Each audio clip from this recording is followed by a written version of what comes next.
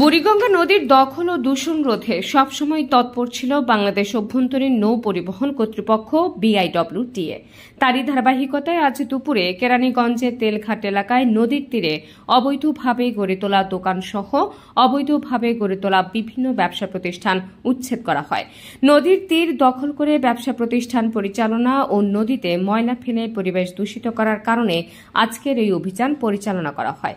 এ সময় তেলঘাট এলাকা থেকে শুরু করে আলম মার্কেট পর্যন্ত প্রায় শতাধিক অবৈধ দোকান উচ্ছেদ করা হয়। দোকান বসাবেন না। যদি কোনো দোকানদার নদীর পাশে দোকান করেন তাহার বিরুদ্ধে আইনগত ব্যবস্থা নেওয়া হবে।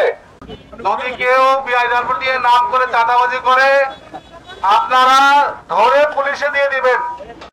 উচ্ছেদ অভিযান নেতৃত্ব দেন BIWTA ঢাকা নদী বন্দরের যুগ্ম পরিচালক কবির হোসেন।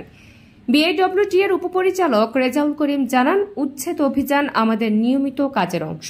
সরকারি জায়গা কাউকে দখল করতে দেয়া হবে না। আমরা ঢাকার চারপাশের নদীগুলো দখল দূষণ রোধকল্পে যে আমরা উচ্ছেদ অভিযান অব্যাহত রেখেছি, সেটার একটা ধারাবাহিকতা আজকে আমরা কেরানীগঞ্জ প্রান্তে আজকে উচ্ছেদ অভিযান এবং বজ্র অপসারণের কার্যক্রম পরিচালনা করি।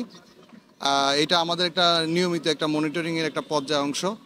তবে আমি এলাকাবাসীকে বলবো যে তাদের যে বর্জ্য নদীতে যেন তারা বর্জ্যগুলো না ফেলে, এবং এলাকাবাসীকেও সচেতন হতে হবে যে নদীর পাড়ে কেউ যেন কোনো দোকান বা অবৈধ স্থাপনা তৈরি না করে। সেটার জন্য আমি এলাকাবাসীকে অনুরোধ করব।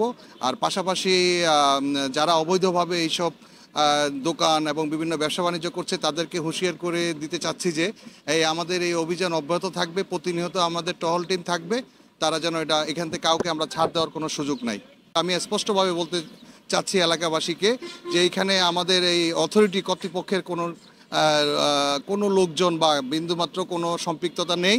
এটা সম্পূর্ণ অবৈধ এবং এখানে কিছু চাঁদাবাজি করছে, এবং তাদেরকে এলাকাবাসীকে আমি অনুরোধ করব যেসব লোকজন এখানে চাঁদাবাজি করে তাদেরকে ধরে আইনে স্পর্ধ করার জন্য।